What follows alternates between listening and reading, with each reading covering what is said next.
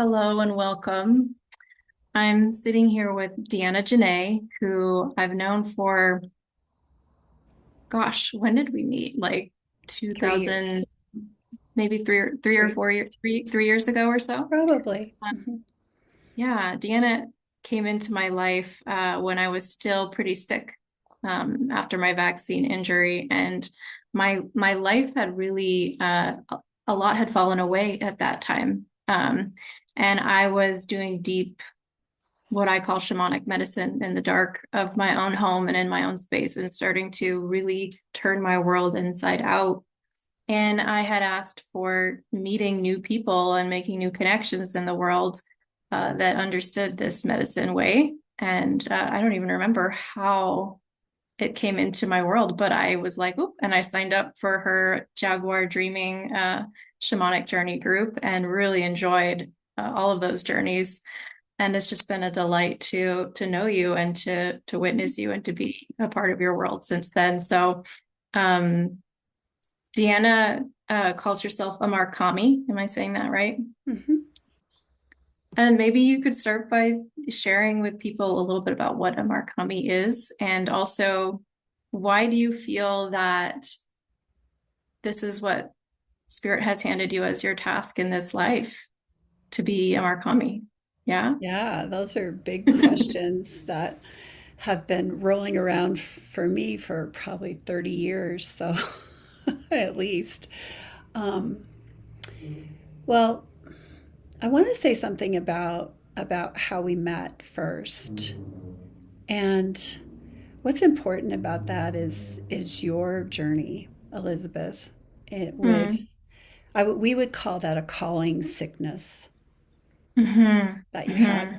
And I think many people have calling sicknesses, especially when it's so unusual that you don't know what the cure is. You can't necessarily cure it with modern medicine, right? Yeah.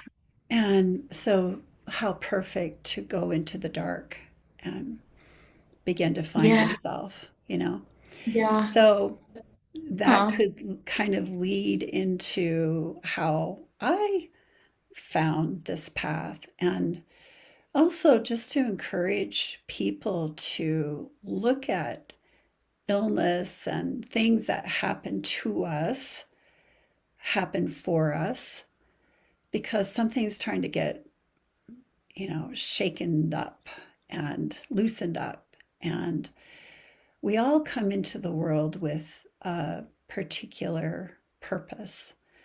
And if we're following the status quo, we're just, we're just not listening. And Yeah. so a calling sickness can make us listen if we choose to. So I encourage everybody to really listen. The Yeah. path is so Could much you about listening. Yeah, go ahead.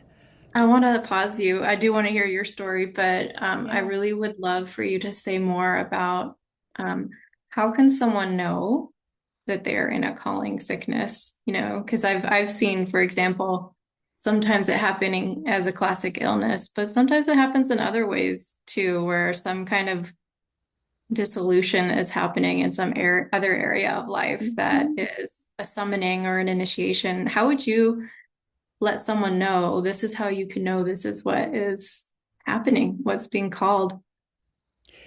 Well, we're probably speaking to the choir in a lot of ways. People who are listening are probably going to seek out somebody that can see and can Mhm. hear, maybe better than us. I mean, I certainly seek out my teachers and my helpers to help me see more clearly or just check it out and say what exactly am I looking at here. It's so important to have elders, and it's so important to have others that we can draw upon to get a perspective. And I just highly recommend that we don't just do what somebody tells us to do, but to really feel it. Like it's usually these kinds of things, calling sickness or whatever you want to call it, um, opens our heart and to really listen, you know, really listen. But getting guidance is so helpful because it's not a common thing in our culture for somebody to say, oh, well, doctors, well, you have a calling sickness, and so you better go see a shaman. You that's not going to happen. They're going to throw all kinds of things at it to heal it. And it may, you may heal, but there may be something much deeper that's trying to come across. So, um, Yes. Yes. And I love what you're saying, bringing awareness to this because mhm. my experience is that, like you said, it might heal it, but my experience is if the energetic component, the deeper layer of karma or the spiritual medicine part hasn't been addressed, it will manifest again in a new way. And so what you're talking about is a more direct path to healing in some ways, too, not to put down any of Yeah, the other things that are important, but if you really want to kind of get to um, a totally new way of operating in this life. yeah, Yeah. yeah. One of the things that I always recommend people to, I recommend people to see Western medicine doctors and practitioners. Um, I believe that everything is sacred and has a life to it. It's that Yeah. animistic approach. So everything is sacred, but when we lose our agency, when we lose our autonomy, we begin to believe everything that we hear from others. And so Mm. I think the biggest thing that I want people to do, this is what I do in healing a lot, is empower people to Yes. listen to their own guidance. And you can get it checked out and see what's the physical component here, but know that there's three other components going on, at least: spirit, emotions, and Yeah. the mind. I So love that you're stressing bringing all this of those. oh yes, this expansive component because I think our Western compartmental brains tend to pin things against each other in categories, but Hmm. Yeah. what you're talking about is a larger way that is inclusive of all Hmm. of the what I might call three-dimensional ways that we can nourish our body with food or medicine or get body work or Exactly. whatever the thing is that is the translation in the physical world of what's going to help us uniquely. But when you have this expansive and animist view about all things being connected, you can more, and you have your power intact Yeah. and your ability to listen, you can then more accurately navigate the path as a sovereign soul. And that's it's an inclusive versus Yeah. a up and against kind of a goal. And I just really appreciate how you pointed that out. And I think Mm. that's important as we talk about and bring this into the collective conversation more. Right. It's not just like another category, it's a whole new paradigm of including everything, but Everything. from a place of being seated in our personal power. And and I would love maybe that could be woven into as you tell us maybe your story about how you stepped into being a Markami, Yeah. like so how that translates to you stepping into your personal power, because that's clearly a part of what that also means. Well, it kind of helps me to know where to start. So I was in my 30s. Was I in my 30s? Yeah, I was in my 30s on my honeymoon. And we were climbing a 14,000-foot peak in Colorado, the Tooth, El Diente. And that's what we did. We were bagging peaks. So this particular mountain is very elusive. It's hard to see it. Um, I mean, you can see photographs of it when people get just the right angle, but going up to the mountain, you don't see the mountain, but it is like a tooth. And we're at 13,500 feet, and it's 3 o'clock in the afternoon, and I'm exhausted. And my new husband was kind of taunting me. He was like, "Oh, you can do this. What's wrong with you? You're kind of a pansy. and I'm like, what am I doing here? I didn't listen to myself. I didn't listen to my inner knowing that this is really dangerous for me to be doing, and that I'm not really Mm. equipped to climb this mountain. It was October 1st and snow had fallen that weekend. And there's an ice ledge. There's a ledge that we had to get across in order to go down because we couldn't even bag the peak because we didn't have the right Wow. equipment. And so we're headed Wow. down, and I slipped on the ice. But I was really disturbed because I was in a position that just I wasn't honoring my knowing. And I slipped and I began to tumble and fall down this big rock field. And all of a sudden I heard a voice. And so, talk about listening. I heard a voice, and that voice told me how to save my life and put my Mm. arms to my side and my head up and my feet straight down. Anyway, I headed down the mountain. I went 200 feet at least, lost my glasses, really got banged up, hit a rock with my feet that stopped me. And when I Mm. finally was able to get up, I looked over and there's a 50-foot drop. I would have died, I'm sure. But when I landed, I heard a voice, the same voice, and this voice has been with me a lot over the years, and actually it's becoming more and more frequent. But this voice says, "You have work to do." I'm like, Oh, I just got chills. "What? What kind of work do I have to do?" I owned a No, I didn't even own a bike shop at that point. we were we were working at a ski resort. I was a ski bum. I have work to do. And so my husband, my new husband, got down, took him like a half an hour to get down to me, gave me morphine that he had in his backpack, and we creeped out of that place. He got me up and we creeped out of that place. It was 3:30 in the afternoon when I fell, and it was 10:30 by the time we got down to the campsite, our campsite. I was so banged up, but I didn't break any bones. And so I was such a mess in my body, my tendons and everything, that I began to seek out doctors to help me because I would go into spasm and just lay on the ground and, just have to lay there for a couple days for to be able to even stand up. So I went through all of that. Um, and then I decided, the medical, they're not helping me. I'm not getting any. So then I began to seek out massage therapists, and I had never done that before. Nothing alternative. Didn't know anything about alternative medicine. And so I began to seek out all kinds of different alternative medicine, and I began to get well. And it took me 10 years to get my body in a place where I didn't hurt anymore. And Mm. in that 10 years, I became a massage therapist.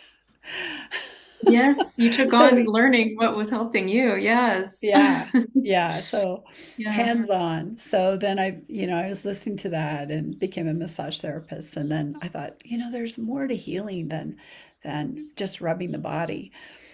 And so I began to take classes in more esoteric things and things that were really like out of this world to me. I had never even heard of some of the stuff that I was getting involved in, and hanging out with healers, and then I I decided that I needed to go on a big journey, so I went to Ecuador with Mm. John Perkins, who um, became a shaman after being an economic hitman. you know, it's like he listened to his inner Yeah. voice too. Yeah. And Yeah. yeah, Yeah. and so spending time with him and then going into the Amazon and Yeah. I just meeting my teacher Elliot Cowan, who taught plant Yeah. spirit medicine. Yeah. Yeah, I just, I'm hearing a real shift of after that accident when that voice came in and yeah, you just following each step along the way, even if it was kind of illogical and seemingly out of left field, but absolutely. yeah, coming from a different place of following the breadcrumbs. And Yeah, thanks for yeah. pointing that out. Yeah. I tell people I just followed the yellow dots. I didn't want to call them Yeah. breadcrumbs because they were so rich, Yeah. Cake but crumbs or for some something. reason they They're just became yellow dots for me. yeah, yeah, the yellow dots. Yeah. And I encourage people to do that, to Mhm. just follow that trail. You don't know Yeah. what is Yeah. going to happen, but Yeah. the journey is There's, very fascinating. well, and there's so much empowerment in what you're saying. It makes me think about my training in neuroscience and how they say you actually can't be in a state of curiosity if your brain is in a survival state or a trauma state. So Right. they don't operate together. And so, in order to actually have that kind of curious or mystical disposition, you have to have stepped into your power and agency. You can't access that kind of Hmm. openness unless That's you have. interesting. Yeah. Yeah. Hmm. Well, Yeah. Go ahead. I was going to yeah. ask you to say more about power and personal power and how like yeah, maybe this shift that from that moment where your life took a different direction, how you think that looks having chosen that versus had you not or had you stayed more in the old paradigm of operating where you were overriding that, you You know? know, one of the things that strikes me about what you're saying about the neurophysiology of all of this is um, I grew up I grew up in a very violent household, and so I had a lot of trauma as a kid. And one of the things that I decided in my late 20s was that the buck stops here. And I've actually done You some made that conviction decision from your power. I hear that. Wow. Mhm. Yeah. Yeah, and I've done Wow. art around that Yes. because that piece shifted me to take back my power. And the other Mm. piece of it is that our culture tends to be a militaristic society where they want us to Hmm. be followers Hmm. and Hmm. and because that whatever, helps our culture move Yeah. in a certain way. And Yeah. I've just been a rebel all my life, I think, too. So Yes. that's kind of in me. But Yes. that was a conviction I made, and then I think it helped me Yeah. to continue on. I'm not raising my daughter that way, the way that I was raised. There's no way, and I began to look for alternatives, like Hmm. spiritual Yeah. midwifery and stuff like that, and then training with Rosita Arvigo in Mayan abdominal and uterine massage, and really Hmm. beginning to Hmm. understand a whole different Hmm. way of being in the world Hmm. and Yeah. honoring our gifts of Yeah. the feminine.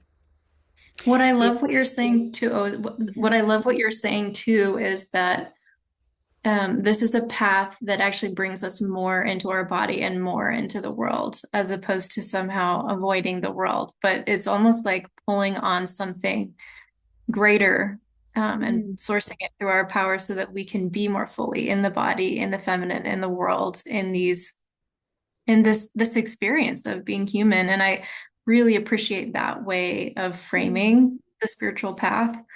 Um, Yeah, yeah, yeah. yeah. It's really nice to talk with you, Elizabeth, because you put the story that I'm telling into a framework Mm. that really resonates with me, and I don't always have the framework. I have the story, but not Oh, necessarily the way that you're This is framing why I it. need to So have more of these conversations I to help appreciate that. weave the stories because your story is so beautiful. I got chills Mm, listening, and I mm, was also really struck by what you said about the conviction you made in your 20s, like well before that moment, because mm, I, looking back, had the same experience. And I think this is something that sometimes people don't realize because maybe the first thing they experience is the crisis, and it feels like they're going along, and then it's like almost like a victim experience, like something mhm, happened. But what if we track it back further? There was like a calling that came from one's own personal power first, of like, I will change the karma of my family and my intergenerational trauma. Before I had the vaccine injury and my body lost my fertility and my partner and all these things happened, and I almost died, I made a conviction as well, and I was like, I will say yes. I don't know if I'm like, can I say this? Okay, I will say it. I said I will Same. say yes to the journey of being a mother in this life, which has Mhm, yet to happen. But it was like, the only way I can describe it was as if then the universe is like, okay, like let's clear everything out of the way of where your attention is that's actually distracting you from that true fertility and what that actually means. And one of the things I've realized too is it's not just about becoming a physical mother, which I do believe that's still in the cards in the last little time of my fertile years, but also that's part of the medicine that I offer in my spiritual work, is actually that cosmic womb, that original mhm, mother vibration frequency. And how could I offer that to others? Did I not have everything in my past and my trauma that had wounded me around not mhm, having that be completely thrown into my experience to the point that I almost died? And I think that's a very common experience of initiation. And so I just really, hearing your story is just so, I think it's really empowering because it mhm. reframes the crisis and that hanging on the edge of the cliff moment, Yeah, right? literally. To know something in the soul actually did choose this Mhm. on some level, because there was like a desire to clear up and up level in some way. Your story gave me goosebumps up and down. Yeah, yeah. So, gosh, where do we go from here? Um, yeah, so I just went on this journey, and my teacher Elliot had invited me. He said, I think that you might appreciate and resonate with this path that I'm on, and I want you to come on pilgrimage. And so I began to do a pilgrimage path. Yeah. You were starting to talk about your teacher, Elliot. Yeah, he's an incredible human being. He passed away 4 years ago. Um, anyway, I knew that there was more to medicine and healing. And I had just started reading books about shamans, and I had been to Ecuador, and I was with shamans in the Amazon, and had quite an experience with, it was in 1994 with ayahuasca. It was the only time I ever had that experience, but I was in ceremony with these That's indigenous where this tribe tapestry comes people. from. Is that Yeah, where that's from? from when I was doing ayahuasca, the one time I did it down in the jungle too. Yeah, the two snakes. That's so interesting. Yeah, I love the snake, and it looks almost like peyote in the center. So I ended up on a path with the Wiwetika people, 25 years, and going on doing pilgrimages in order to be able to get ready for my first initiation. Um, Pilgrimages to sacred places of the Huichol people, and some sacred places in California too, in the ocean. And so all of those beings are part of my medicine now. But initiated in 2003 and 2004, having walked a very rigorous path to get to the place of becoming a Murakami. Mm, So, I don't think I've talked about being what it is to be a Murakami. Just yeah, tell just us. the Yeah. journey to get there. Yes, yes. So, yeah, and looking back, actually, when I was 12, my father, I'll tell this quick story. My father bought a set of encyclopedias from a traveling salesman. I grew up on a reservation in Montana, so we didn't have much. It was a very stark existence. And so this traveling salesman coming through with encyclopedias is like, oh my God, I was just like Yes. poring over these books. And the most interesting thing that I saw were about medicine people and other cultures. Mhm. Mm. Anyway, so Another one of those yellow dots that showed it up was a early. yellow dot that showed up really, really early. So when I look back, that's what I do with clients a lot is look back at your life and see, you know, we'll call them the yellow dots for this Yeah, conversation. See what those yeah, dots were, and yeah, those are all clues. yeah. Anyway, And you talked about this rigorous path to becoming a Markami, and maybe you could also just define a Markami, and then also right. I would love to hear because whether someone is called in the way we have into a more specific role as like a medicine person or a leader in that way, or whether it's a completely different calling, it seems like there's still something about this devotion and the passing of Yeah. tests and rigor that you mentioned that I would love to hear what you have to say about that and that choosing the committed path, like the soul's path, you know? Yeah. Yeah. Yeah. Yeah. There's a level of commitment that probably doesn't really maybe marriage is a level of commitment, or having a child is a level of commitment that we have, or caring for our elderly parents is a level of commitment that takes a lot of rigor, Hmm. and this kind of path, yeah, devotion. And Yeah. that's what they want to see is how devoted are you. Yeah. Yeah. So um, I was on that path. I'm still on that path, like 25 years or something. I don't know. I haven't added it up, but um, being a Murakami is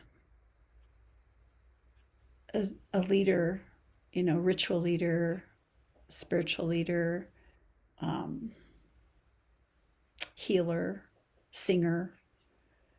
Um, we sing when we do healing. It's about vibration. Yeah. Um,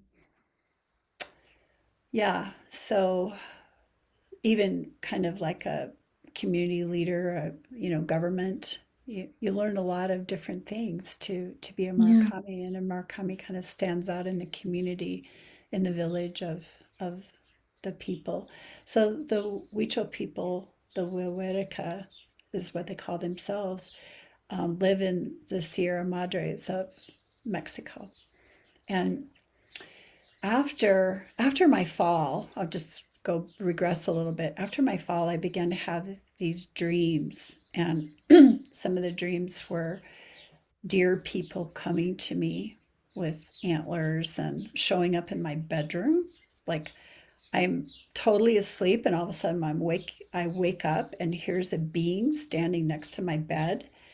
I'm like, what's going on? One time, a fire, like this bush of fire, was burning in my bedroom in the middle of the night, and I'm looking at this and I'm going, oh, I mean, I don't even know what to say. It's like, I don't even say anything intelligent. It's like, oh, hi. you know? It's a different language. Yeah, it's a different language. And then I started having dreams of growing antlers, and every dream progressed into bigger and bigger antlers. And that's a sign of a Murakami. and I didn't even know what a Murakami was at that time. Mm. A Murakami is the deer, is the blue deer, Oh, and you follow the Murakami to oh, on a good path. You follow the deer on a good path, and you become the deer. So that was a path I was slated to be on, and that's how I got on that path, is on that particular path, is because of all the dreams. I was just paying attention, I guess, and yeah, just trying to figure out yeah, what's going on and yeah, who's calling me, so yeah. all And these say different something steps are about being called. the importance of the dreamtime consciousness in general, because what you're describing, you know, I look back on my yellow dots and so much of them came through dreamtime or visuals. Even if I wasn't sleeping, it was that dream consciousness that visits. And like what you're saying about how maybe later the brain gets like some kind of evidence of, oh, why that made sense after you've had the communication, which just shows that it's just it's a direct communication happening at a level deeper than the analytical mind can explain. But I know that, for example, throughout time before we lost animism as our primary way of life, Mhm. people just operated in dreamtime consciousness, not as something that was on the side when you're sleeping, but as something that's governing life. And I wonder if you could say some things about that, about the dreamtime and how we can relate to it in a different way from this perspective. Well, there's a lot of there's several different techniques of remembering your dreams, and so many people don't remember their dreams. I If I remember my dreams, it's usually a message coming through. Otherwise, I don't remember dreams very much. But I do know that about myself, and so I really pay attention to what the dream is saying. And I think I think the way that I operate in my life is that things happen, and rituals happen, ceremonies happen, and I don't always know, and I don't try to describe, or I don't try to define what is happening. I just live it. That's what I've learned. It's just like I Mm, live the dream. mhm. Yeah, like suspend seems like in a way that would require suspending the doubt that's part of the Oh, sort the of sick conditioning. consciousness, the conditioning to Hmm. not need to spend as much time ruminating or analyzing, but just responding embodied to the transmission. Yeah. Yeah. Yeah, and like Elizabeth, I showed you the collage that I had done with of lapis lazuli lady. Yes. She's a combination of probably 3 or 4 dreams that I've had, and it's taken me 22 years to create her. Wow. And it's just living with her, and what is she trying to teach me, and what is she trying to show me, and then one day all of a sudden there's I start working on her. And so that's kind of Mm, how I operate. And I do a lot of collage work, because the images from magazines and, wherever you can find images, will spark. Like I'll have an idea of a dream that I want to collage, and the images that I find spark more depth and just bring me into more depth. mm. Because You're I'm not an engaging. intellectual Yeah. person, I'm not an Yeah. academic. It's probably why you're such a good Markami. I don't know. I didn't have to undo all that. Yeah, yeah, Sometimes we have to undo that kind of thing. I yeah. do have a degree in anthropology and archaeology, but it's Mhm. culture, another Yeah, another yellow yeah. dot probably. Well, and I'm sensing this, but I'd love to hear your words. I'm just kind of interpreting this, Mhm. but because I was gonna ask, I would like to ask, like, what is it that keeps you devoted even through like the challenge and the rigor that's part of the Yeah. path? And what you're describing right now sounds kind of like, at least where I've come to so far on my journey, which is, well, it's worth it because it's a world where there's so much more connection and Mm. not that isolation of the intellect, but there is just everything is so much more alive. And so the rigor is almost just the pain of the old Mhm. falling away so that you can experience something so much richer. Right. But I would love to hear you also just share personally, what is it that has kept you devoted even through the necessary challenges that are part of the path? Well, I think one thing that just immediately comes to mind is that I believe in my inner world. Yeah. And believe is kind of a lame word in a way. It's like I know Mm. that that inner world is true. Yeah. And there's Yeah. something about knowing that and not Yeah. doubting it that, What does it do for your life? Yeah, to have that level of right? knowing. Yeah, Yeah. yeah, yeah. And that's what I encourage people all the time to begin to believe, not to doubt. Even if it doesn't make sense, it's okay. Because at some point it will begin to unravel and show you what you need to Yeah. know. And I trust that process. So I don't know how I got to that place that I trust it, but I think experience, I mean, I'm old. I've been around a long time. So um, that's probably part of it too. And I'm not as conditioned as a lot of people. Fortunately I grew up with indigenous people Mm. and I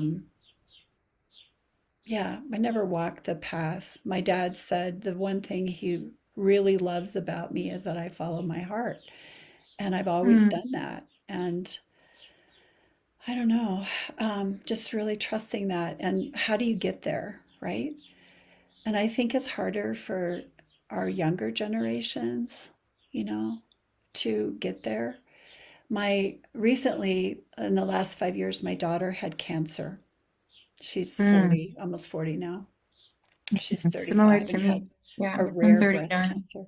Yeah, Uh-huh. Yeah. yeah, she's 39.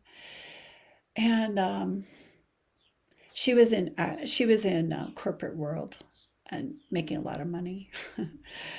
And she was just always like, Mom, that's your thing. That's your thing. I wish you would just be normal. She'd say that when she was little. And I just couldn't do it. I don't know. I just couldn't do it. And after her cancer, it was like her calling sickness. She quit her corporate job and she's working. She started her own business. She's a creative Wow. person. Mm. Um, and she's living life and she's beginning to follow the yellow dots. She's Mm. totally following the yellow dots. Mm. So, around 39, I was 37 when I began to really notice I was following the yellow dots. Um, I love that legacy in your family and how mhm, I love how you were such an inspiration just by doing you and also mhm, not letting her find her own way. Um, absolutely. you know, and I think that's such a valuable way I think that that's so, when we talk about leadership in some ways, like I think about people like the work of Bill Plotkin and others who talk about the journey of soul and how in a way, like that's what a spiritual leader is. It's actually like someone who has it's like it's as developmental as it is about access to the spiritual states. It's as much developmental and about how one's quality of presence can be in being grounded in one's own knowing, like you say, that ground that holds you through everything, and the way that we can love others in so much more openness and respect that's still warm and cherishing, but completely free for them because there's such a deep trust for them to be on their own hero or heroine's journey and we don't, maybe we freak out a little bit if we care about them, but we don't really freak out like Yeah, when they're going through their trials because we know we have this framework of um, everything being held so divinely. Um, I yeah, wonder if you want to, this might be a good opportunity to say something about how you work with people too, and to share about your offerings and the way that you like your intention in the space that you hold for people who come to work with you, or anything else you want to reflect to. I Well, don't I want do want to say to. one thing. I want to Yeah. say one thing that Yeah. I draw upon often is about, say, my daughter, but about raising children. Hmm. And that, you know, you might call it unconditional love. I'm not sure if that's the right word or not. But what I learned is that I don't own my daughter. I never owned her, you know, and that might sound a little trite, but when we try to control another person's life and destiny, um, it just wreaks havoc on the whole Yeah. family, really, and relationships. And what I learned when she was 8 was that in meditation, I was told, you don't own her, you're responsible, and you have the responsibility to respond to her, but Hmm. you can only guide her and give Yeah. her the best of you. Yeah. And like I said earlier, the buck stops here was a lot about Yes. how I was going to raise my daughter, right? And there was so much pain in letting go of controlling her life so that things wouldn't happen to her, you know, Hmm. and to Hmm. realize that life happens for us and to Yeah. really like get the foundation of what life is about. That was really, really important in raising my child. But I do that with my clients too. It's like, what's life about for you? And I don't know, you know, it's hard to say how I work with people. I listen a lot. I listen to stories, and, you know, people are starved to tell their story. They're starving to tell their story. It's so important to I love that listen. you're using the word starving because it is like a real hunger, like a Mhm. spiritual hunger, not just the hunger of the body, but the hunger of the Yeah. spirit. Yeah. Healing can come just from seeing who a person is and reflecting that back to them, because we don't get reflected back, you know, and we Yeah. are all mirrors for each other. It's so important. It's not the only thing I do, but that's like a foundational piece of my work, I think, is Mm. listening to the story and reflecting back what I see. And I can pick out my current, well, my Wewedica um, Markame, who I just came back from Mexico. I just saw him. He's 92. He Mm. initiated me in 2003 and 2004, and I went to his village just 2 weeks ago. I was in his village, and he did a ceremony for me, and his whole family showed up. 100 people showed up for this ritual for Wow. the next step of my, What nourishment, what spiritual nourishment oh my to be God. seen. It just gives me Wow. goosebumps, and I start shaking when I think about it because it was Oh. so incredible. There's so many stories to tell about that, but I'm not going to go into that. But one of the things that he did for me in this most recent iteration of my life is he saw me and he told me that who I am, basically. And he said, "You need to come and do this ceremony to enrich and feed your medicine." Yeah. So that's what I do with people is I help them to feed their medicine. Yeah. This is so beautiful, and I think so there's a waking up happening right now on the planet, and I think Yeah. in a simple way it's as simple too as recognizing the blinders we've had over this capacity to nourish and be mirrors for each other and draw forth our light, our soul light, our spirit. Mm. Um, and what you're describing, I mean, it sounds so simple, but I think it's actually like the nourishment that is carrying our world into its next phase, Mama Gaia into her next phase, and the whole Absolutely. collective. Yeah. Yeah. It's raising the consciousness. Yeah. Yeah. Yeah. And something new is being born for sure. With all the destruction, I'm not upset about the craziness in the world and the destruction. It's like it's got to happen, and at a great cost. It's like at a really great cost of life. But we can't continue on the trajectory, this linear trajectory out into the world and always taking. Mother Earth is getting very sick, and the Kogis of Colombia say that the you know we're we're going to go into another turning, like um, Joanne Macy talked about the great turning. It's like the great Yes. turning is going to be very serious. But at Yes. the same time, I told somebody the other day that my life isn't about the destruction. Yeah, we can look at all that destruction, and it's not that I'm ignoring it. I read the paper, I listen to the news, I know what's going on, but my focus is creation. And my tradition is about creation and about Mhm. bringing forth new life. And what is it that we're bringing forth? Yeah. Yeah. And this way of seeing, like seeing with the eye of like the medicine eye, Hmm. includes the destruction in the journey of Absolutely. regeneration. It doesn't need to be so, and so I love what you're saying Yeah. because it's really a rising from the ashes kind of a story.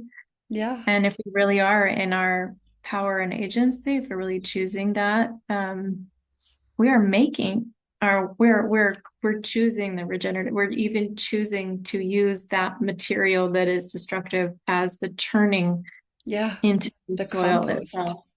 Yeah, yeah, Yeah. the compost. And it's such a, I love that you brought the heart. Maybe that's a place we can end too, because, Mm. and I want to hear what you have to say about this, but that's the best I've could put into words of how one holds in a way that's not bypassing the Mhm. suffering and the empathy Right. for that which is being lost with this also transcendent vision that it really is a phoenix rising. It really is a metamorphosis. It really is a cracking of the egg into the new, but not in not in a way that is toxic positive, but in a way that's really holds the full spectrum, Mhm. um, the human and the divine. And the best that I can put words to that is it's the path of opening the heart. Yep. Yeah. Yeah. And I would love you to maybe end on any words you would say Mm. about how to hold it all and from what you've learned in me as being a Makami and really sitting in that seat. Well, I'm going to do a little plug for this course that I have going, Please. called Yes. Awakening to the Heart of Life. Ah, perfect. It's a year-long Yeah. journey.